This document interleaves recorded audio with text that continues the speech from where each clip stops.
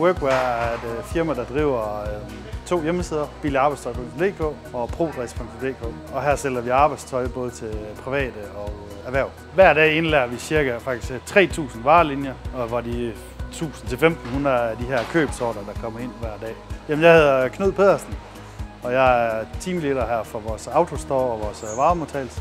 Vi har sådan nogle højdeløfter, vi bruger. Det, den kunne løfte op, jamen det var egentlig det, man kunne stable pallen på. Så man trak egentlig pallen over for palleløfteren over på en pallestak, så man skulle ved alle paller hele tiden.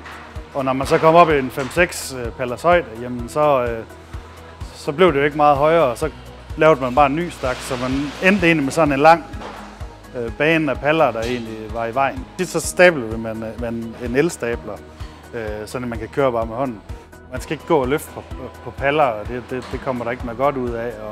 Og folk irriterer sig lidt om det, og stakken det blev jo sådan skæv og sådan noget. Så det var for at optimere, at en arbejdsgang, om de bliver stablet pænt, og man ikke skal løfte på pallerne, så man ikke får splinter i fingre og sådan noget. På min tidligere arbejdsplads havde vi også en pallomat fra starten af 0'erne, og selvom den fik nogle tæsk af trucks og alt muligt, så kørte den bare hver dag. Så jeg tænkte, at pallomat, det vidste jeg da, hvad det var, og det kan holde til noget, så derfor blev det egentlig det. Så jeg skrev en mail, jeg tror det var mandag, og eftermiddag havde jeg svar, og så er vi er jo jyder herude, så det skal også lige handles lidt om det, og så fandt vi en god løsning på det, og så var den der egentlig ugen efter. Så det er jo hurtig ekspedition. Når vi har solgt et helt parti paller ud, så hvis de så står skævt, så er det jo ikke, du kan ikke have det samme i en lastbil, så det er i hvert fald hjulpet. Det har hjulpet på produktiviteten, og især fordi førhen, hvis vi så stavlede paller op, og du skulle have en palle ned, jamen, så skulle du have fat i en, der har et trukcertifikat, så vi kan få til at køre med en elstabler og stable pallerne ned.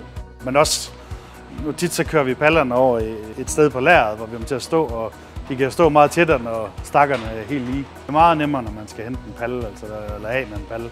Det er bare at sætte den ind, så gør den arbejde. Jeg synes, at alle os medarbejder virkelig positive over, at vi har fået det, at de ikke skal løfte på pallerne. Virkelig positiv oplevelse. Ja. Jeg tænker heller ikke, det er den sidste, vi har.